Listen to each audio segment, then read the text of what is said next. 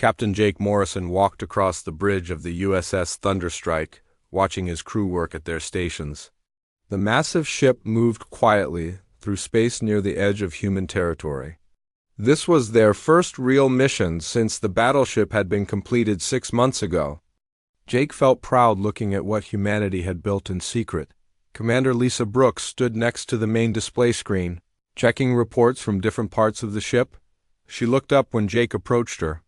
"All systems are running perfectly, Captain. Chief Walsh says the new engines are working better than expected." Jake nodded and looked out at the stars through the large windows. 20 years had passed since aliens first came to Earth. The Galactic Federation had welcomed humans but made it clear they were not very important. Humans were listed as a weak species that could only defend themselves with simple weapons. The aliens thought human technology was far behind everyone else in the galaxy. What the aliens did not know was that humans had been working hard during those 20 years. They had studied alien technology that crashed on Earth, human scientists. And engineers had taken apart every piece of alien equipment they could find. Then they built new things that were much better than what the aliens expected. Chief Engineer Danny Walsh called from his station. "Captain, all fusion engines are stable. The plasma systems are ready if we need them. This ship is running like a dream," Jake smiled. Danny had worked on the Thunderstrike since the first metal plate was put in place.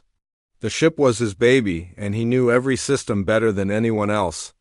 The fusion engines were completely new human technology. They produced more power than any alien ship the size of the Thunderstrike. Lieutenant Sam Carter looked up from the communications station. His face showed concern. "Captain, I am getting something strange on long-range sensors.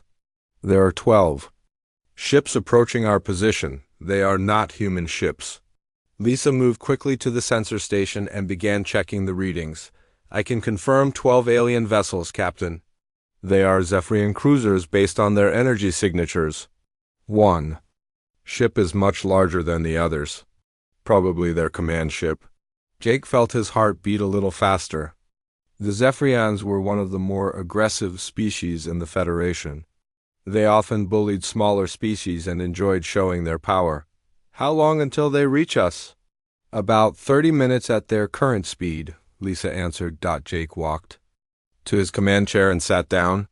He pressed a button that connected him to the entire ship. "Attention all crew. We have alien ships approaching our position. This is not a drill. Go to your battle stations but do not power up weapons yet. Stay calm and do your jobs." The bridge became more active as crew members prepared for whatever was coming. Lieutenant Pete Johnson arrived from the weapons section and took his place at the tactical station. Navigator Amy Foster checked their position and calculated possible escape routes if needed. "Sir," Sam said from communications, "I am receiving a message from the alien fleet. Should I put it on the main screen?" "Yes, let's see what they want," Jake replied. The main screen flickered and showed the bridge of the alien command ship. A tall creature with blue-gray skin and large black eyes stared at them. This was Fleet Commander Crickstall of the Zephyrian Navy. His voice was cold and dismissive when he spoke. "Human vessel, I am Fleet Commander Crickstall. You will prepare for immediate inspection. Your species was given permission to travel in this region, but you must follow Federation rules. Power down your weapons and prepare to be boarded." Jake stood up and faced the screen. "This is Captain Morrison of the USS Thunderstrike. We are conducting authorized patrol operations in human space. We have broken no Federation laws." Crickstall made a sound that might have been laughter. "Your primitive species does not understand its place. All human ships must be inspected to ensure you have not developed weapons beyond your classification level. You will comply immediately," Lisa whispered to Jake. "Captain, they are treating us like children. The Federation agreement says they can only inspect ships if they have reason to believe laws are broken." Jake nodded but kept his face calm. "Commander Crickstall, we decline your inspection request. We are operating within our legal rights under Federation law." The alien commander's expression changed to anger. "You dare refuse a Federation inspection? Your species was classified as Category 3 defensive. You have no right to refuse anything. Prepare to be boarded or face the consequences. Jake looked around his bridge. His crew was watching him, waiting for orders. They had trained for this moment, but never expected it to come so soon. The Thunderstrike was humanity's first real warship, built with technology the aliens had never seen before. "Sir," Pete Johnson said quietly, "all weapon systems are ready if you give the order. Our railguns are loaded and plasma cannons are charged." Jake made his decision. For too long, humanity had been pushed around by alien species who thought they were superior. Today that would change. "Commander Krickstahl," Jake said, looking directly at the alien on the screen, "the USS Thunderstrike will not submit to your illegal inspection. If you attempt to board this vessel, we will defend ourselves." The alien commander's eyes widened in surprise. No human had ever spoken to a Zephyrian this way before. "You threaten me? Your weapons cannot harm our ships. We have seen your primitive technology," Jake smiled coldly. "You have seen what we wanted you to see. Today you will learn what humanity is really capable of." The transmission ended as Krickstahl cut the connection. Jake could see the alien fleet changing formation on the tactical display. They were preparing for battle, confident that they could easily defeat one human ship. Lisa looked at Jake with worry and excitement in her eyes. "Captain, once we fight them, everything changes. There will be no going back." Jake nodded and pressed the ship-wide communication button again. "All hands, this is the captain. Today we show the galaxy that humanity will no longer bow to anyone. Battle stations, prepare for combat." The USS Thunderstrike hummed with power as its crew prepared for the fight. That would change humanity's place in the galaxy forever. Fleet Commander Krickstahl stared at his tactical display aboard the Stellar Dominion. The human ship looked clumsy and crude compared to his sleek Zephyrian cruisers. Its hull was thick and covered with strange bumps and armor plating. Krickstahl had fought many battles against different species, but humans had always been easy to defeat. "Subcommander Vexno," Krickstahl called to his tactical officer, "what do your sensors tell you about that human vessel?" Vexno looked at his readings with confusion. "Sir, the energy signature is much higher than expected. Their power output is nearly double what our records show for human ships. However, this is probably just poor human engineering. They waste energy because they do not know how to build efficiently." Krickstahl nodded. This made sense to him. Humans were known for making things bigger and louder instead of better. "Prepare the fleet for attack formation. We will destroy this. Ship quickly to teach the humans their place." On the bridge of the USS Thunderstrike, Captain Jake Morrison called his senior officers together for a quick meeting. Commander Lisa Brooks, Chief Engineer Danny Walsh, Lieutenant Pete Johnson, and Navigator Amy Foster gathered around the command table. "We have about 10 minutes before they reach weapons range," Jake said. "This is our first real test. Are we ready?" Danny looked confident. "Captain, every system on this ship is running perfectly. Our fusion cores are producing 3 times more power than any alien ship this size. The new armor plating can take hits that would destroy their vessels." Pete Johnson checked his weapon status on a small screen. "Sir, our railguns are loaded. With tungsten rounds, the plasma cannons are fully charged. Our point defense lasers are online and tracking all incoming targets. We have weapons the aliens have never seen before." Lisa looked worried but determined. "Captain, once we fire the first shot, the entire galaxy will know that humans have been hiding our real capabilities. Are we sure this is the right choice?" Jake looked out at the approaching alien fleet. "Lisa, they came here to push us around. Because they think we are weak. Today we show them that humanity will not be bullied anymore." Amy Foster had been calculating different options on her navigation computer. "Sir, I have 3 escape routes ready if we need to retreat. But our engines are faster than their ships. We can outrun them if necessary." Jake shook his head. "We are not running away. Today, the USS Thunderstrike makes a statement for all of humanity." The officers returned to their stations as the alien fleet moved closer. On the main screen, they could see the 12 Zephyrian ships spreading out in an attack formation that had worked. Against other species many times before, Krikstal opened communications again. His voice was filled with anger. Human captain, this is your final warning. Surrender immediately or we will destroy your ship. You cannot win against the might of the Zephyrian fleet. Jake stood in front of the main screen, looking directly at the alien commander. Commander Krikstal, you have entered human space without permission and threatened a Federation member species. Leave now or face the consequences. The alien commander made a harsh laughing sound. Consequences? From humans? Your species builds toys and calls them weapons. We have defeated your ships many times before. This will be no different, Jake smiled coldly.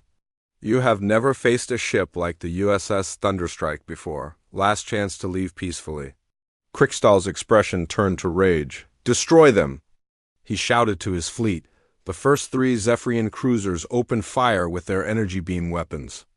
Bright blue beams of concentrated energy shot across space toward the human battleship. The crew of the Thunderstrike watched as the alien weapons approached their ship.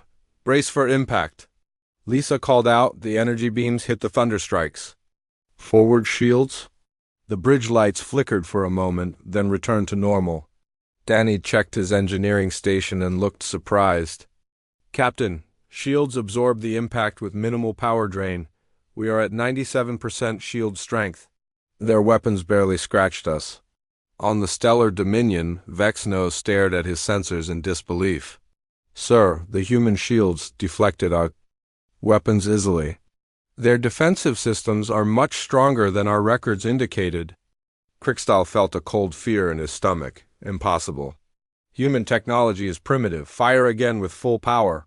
3 more cruisers joined the attack. 6 energy beams struck the Thunderstrike simultaneously.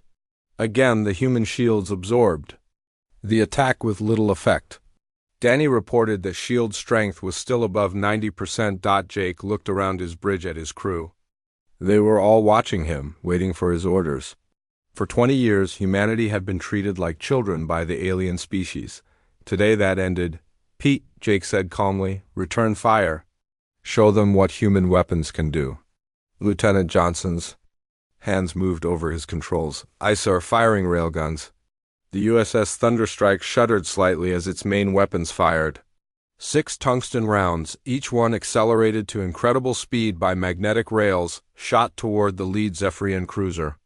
The rounds were invisible to the naked eye. Moving at a significant fraction of light speed, Krikstal watched his tactical display as strange projectiles approached his ships. What are those? They are not energy beams. Vexno looked confused. Sir, they appear to be solid projectiles. Some kind of primitive kinetic weapon.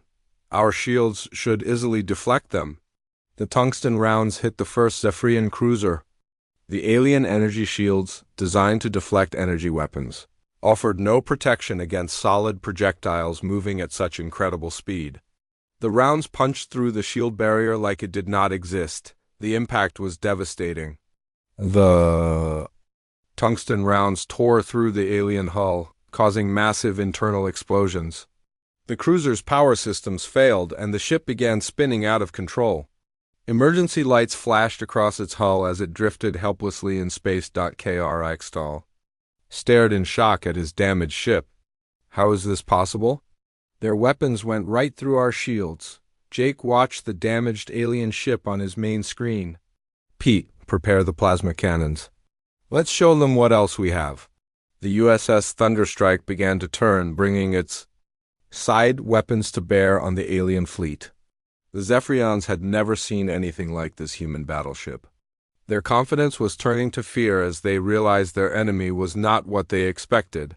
Sir, Vexno reported with panic in his voice, the human ship has weapon systems we have never encountered. Our standard tactics may not work against them. Krikstal tried to maintain command of the situation, but doubt was growing in his mind. All ships maintain attack formation. We still outnumber them 12-1. But deep down, the alien commander was beginning to realize that this battle would not go as planned. The battle began in earnest as the remaining 11 Zephyrian ships attacked the USS Thunderstrike with everything they had. Blue energy beams lit up the darkness of space, all focused on the human battleship. Fleet Commander Krickstall watched from his command chair, hoping that concentrated fire would break through the human defenses on the Thunderstrike's bridge. The lights dimmed slightly as the shields absorbed wave after wave of alien energy weapons. Chief Engineer Danny Walsh monitored his power systems carefully. The fusion cores were running smoothly, providing more energy than the aliens could drain with their attacks. Shield strength holding at 89%, Danny reported. The alien weapons are powerful, but our shields can handle this kind of punishment all day. Captain Jake Morrison watched the tactical display showing the positions of all enemy ships. The aliens were using their standard attack formation, the same one they had used against other species for decades. But humans fought differently than anyone else in the galaxy. "Pete, target the 3 ships on our starboard side," Jake ordered. "Fire plasma cannons." Lieutenant Pete Johnson pressed the firing controls for the ship's secondary weapons. The USS Thunderstrike's plasma cannons were unlike anything the Galactic Federation had seen before. Instead of focused energy beams, they created expanding clouds of superheated matter that spread out over large areas. 3 bright orange clouds of plasma erupted from the human battleship, each one growing larger as it moved toward the alien fleet.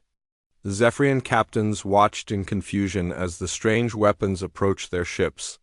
Their energy shields were designed to deflect concentrated beams, not clouds of burning gas. The plasma clouds engulfed 3 Zephyrian cruisers at once. The superheated matter flowed around their shield barriers like water, finding every weak point in their defenses.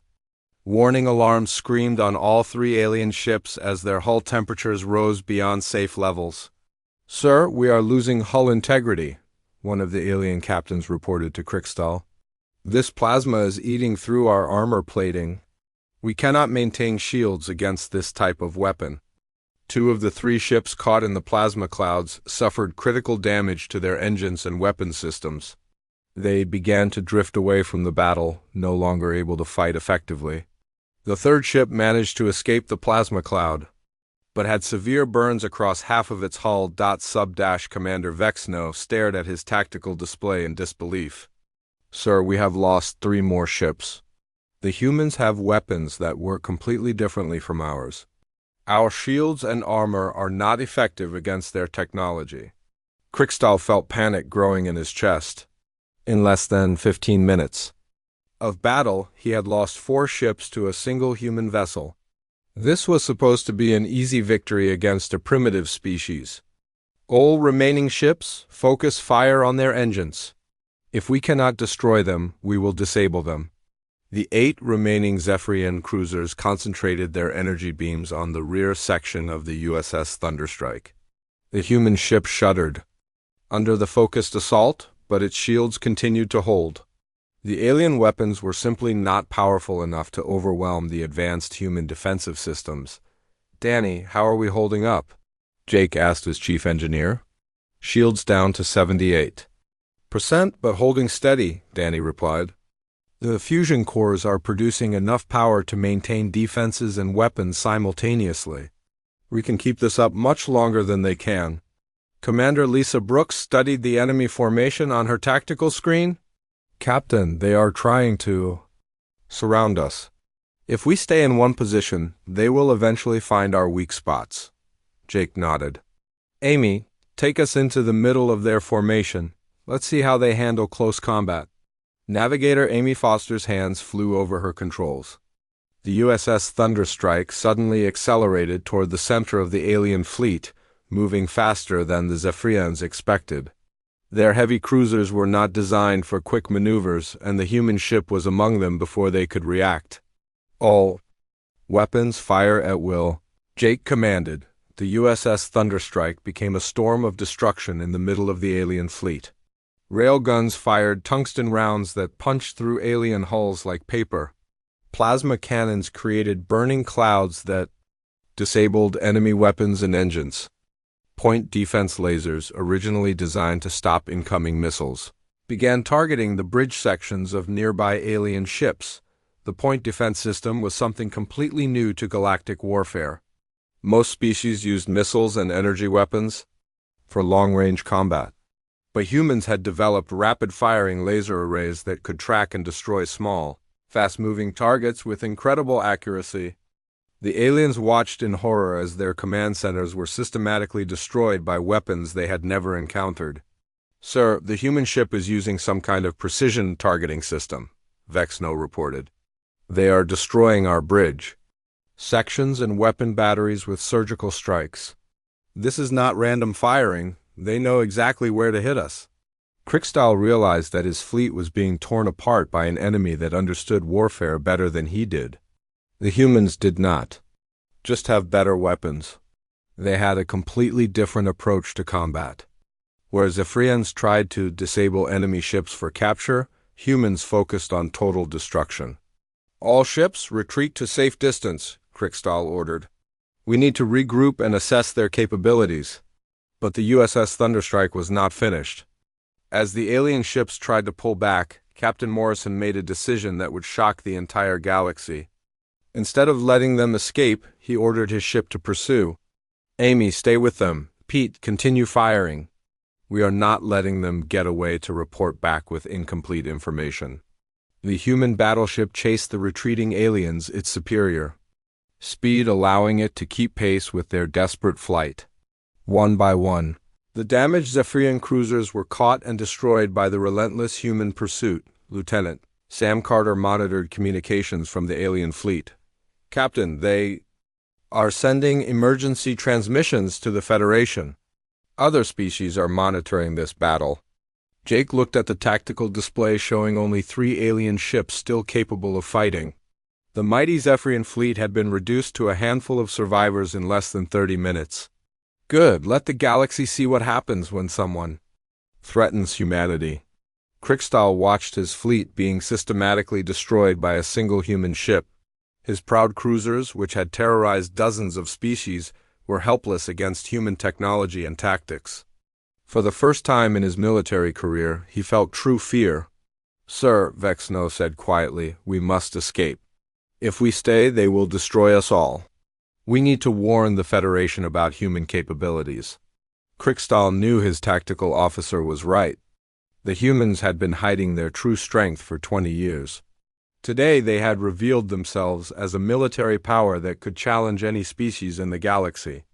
The implications were staggering. The USS Thunderstrike continued its deadly pursuit, showing the galaxy that humanity was no longer the weak species they had once known. Fleet Commander Kriegstahl made the most difficult decision of his military career. With only 3 ships left from his once proud fleet, he ordered a full retreat.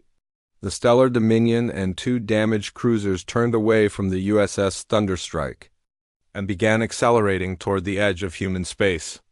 "Maximum speed," Kriegstahl commanded his navigator. "We must escape and warn the Federation about what we have discovered here." But Captain Jake Morrison was not ready to let the aliens leave. He had made a decision that would change everything. The galaxy needed to see the full extent of human capabilities, not just a partial demonstration. "Amy, pursue the retreating ships," Jake ordered. "Stay close to them. Pete, prepare all remaining weapons." Navigator Amy Foster pushed the Thunderstrike's engines to full power. The human battleship's advanced fusion drives quickly closed the distance to the fleeing aliens. The Zephyrian ships, designed for long-range patrol rather than high-speed escape, could not outrun their pursuer. On the bridge of the Stellar Dominion, Sub-Commander Vexno watched his sensors with growing alarm. "Sir, the human ship is gaining on us. Their engines are more powerful than our estimates indicated. They will catch us within 5 minutes." Kriegstahl felt desperation growing in his chest. His proud fleet had been destroyed by a single human vessel using weapons and tactics unknown to galactic civilization. Now he could not even escape to report what he had learned. "Divert all power from weapons to engines," he ordered. "We must reach Federation space." The USS Thunderstrike closed in on the first damaged cruiser. Lieutenant Pete Johnson targeted the alien ship's engine section with surgical precision. A single railgun round punched through the cruiser's hull, causing a massive explosion that tore the ship apart. The remaining crew had no time to escape. Captain Jake Morrison watched the destruction on his main screen. Commander Lisa Brooks stood beside him, monitoring communications from across the galaxy. Captain, we are receiving transmissions from dozens of alien species. They are all monitoring this battle through Federation communication networks, Jake nodded. This was exactly what he wanted. Good, let them all see what humanity is capable of. For too long we have been treated as a weak species. Today that changes. The second damaged cruiser tried to change course, hoping to escape in a different direction. But the Thunderstrike's advanced targeting systems tracked its movement easily. Plasma cannons fired, creating a burning cloud that engulfed the alien ship. Within seconds, the cruiser's hull began to melt under the intense heat. Chief Engineer Danny Walsh reported from his station. Captain, all systems are operating perfectly. We have used less than 40% of our ammunition and our fusion cores are running at only 60% capacity. This ship can fight for hours at this level. Jake smiled grimly. The USS Thunderstrike had been designed for extended combat against multiple enemies. The Zephyrian fleet had been a good test, but it had not pushed the human battleship to its limits. Now only the Stellar Dominion remained. Kriegstahl's flagship was faster than the other cruisers, but it was still no match for human engineering. The Thunderstrike caught up to the alien command ship just as it reached the edge of human space. Sir, Vexno reported with fear in his voice, they are targeting our engines. If they disable us here, we will never escape. Kriegstahl looked at the human ship on his main screen. It was scarred from battle, but still powerful and dangerous. He had never faced an enemy like this before. Human warfare was brutal and efficient, designed to destroy rather than capture. Open communications to the human ship, Kriegstahl ordered. On the Thunderstrike's bridge, Lieutenant Sam Carter received the incoming transmission. Captain, the alien commander wants to talk. Jake considered this for a moment. Put him on screen. Kriegstahl appeared on the main display, his blue-gray skin pale with fear and exhaustion. Human Captain Morrison, I request mercy for my remaining crew. We surrender to your superior forces. Jake looked at the alien commander with cold eyes. You came to human space to bully us. You threatened to destroy our ship because you thought we were weak. Why should I show you mercy? Because, Kriegstahl said desperately, you have already proven your point. The entire galaxy is watching this battle. Every species knows that humanity is no longer the weak civilization we thought you were. Killing us now serves no purpose, Commander Brooks whispered to Jake. Captain, he is right. We have demonstrated our capabilities. Letting some survivors escape might actually help us. They can spread the word about what happened here. Jake thought about this carefully. The goal had been to show the galaxy that humanity would no longer be pushed around. That message had been delivered clearly. Perhaps it was time to show that humans could be merciful as well as deadly.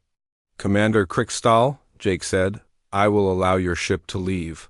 But you will carry a message to the Federation. Tell them that humanity has grown tired of being treated as a lesser species. Any alien force that threatens human space or human lives will face the same fate as your fleet. Kriegstahl nodded quickly. I understand, Captain. The message will be delivered. Also tell them, Jake continued, that humanity is interested in fair relations with all species. We do not want war, but we will not accept being bullied or dismissed. The galaxy must recognize us as equals. The communication ended, and the Stellar Dominion limped away toward Federation space. Jake watched it go, knowing that the alien survivors would spread the story of this battle throughout the galaxy. Lieutenant Sam Carter looked up from his communications station. Captain, I am receiving transmissions from dozens of different species. Some sound frightened, others seem impressed. The Centauri delegation is requesting immediate diplomatic contact with Earth. Lisa Brooks studied the incoming messages. Sir, several species are asking if humanity is interested in trade agreements or military alliances. Our demonstration of power has definitely gotten their attention. Jake walked to the main window and looked out at the stars. Pieces of destroyed alien ships drifted in the darkness, evidence of humanity's emergence as a major galactic power. The USS Thunderstrike had succeeded beyond his greatest expectations. "Set course for Earth," Jake ordered. "We need to report to the Colonial Council and prepare for whatever comes next. Today we announce to the galaxy that humanity has grown up. Now we need to decide what kind of galactic power we want to be." As the Thunderstrike began its journey home, subspace communications carried news of the battle across the galaxy. Every alien species was now forced to reconsider their relationship with humanity. The weak, harmless humans they had known were gone forever, replaced by a military power that demanded respect. 3 weeks after the battle, Captain Jake Morrison stood in the meeting room of the Human Colonial Council on Earth. The most important leaders of humanity sat around a large table, listening as he described every detail of the encounter with the Zephyrian fleet.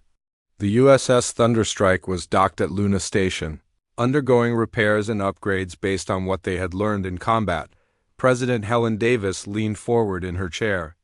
"Captain Morrison, your actions have changed everything for our species. We are receiving communications from alien governments across the galaxy. Some want to be our friends, others see us as a threat that must be stopped." Jake nodded. He had expected this reaction.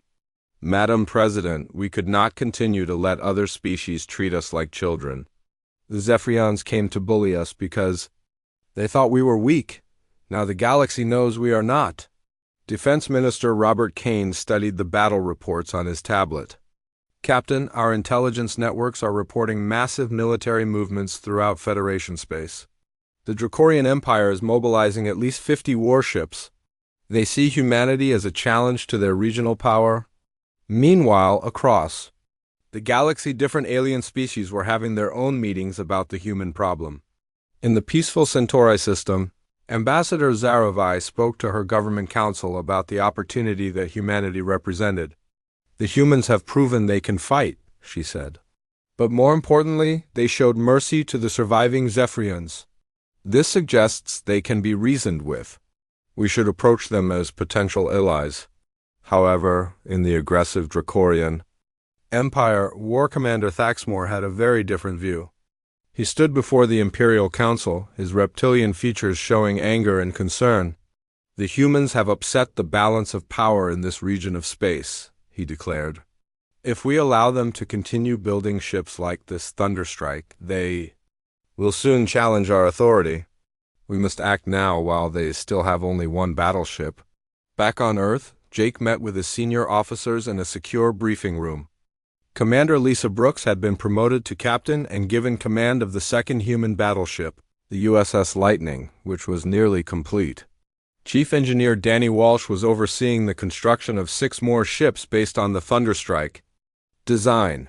"Jake," Lisa said, "our scouts are reporting alien fleet movements in 12 different sectors. Some are coming toward human space, others seem to be positioning for defense.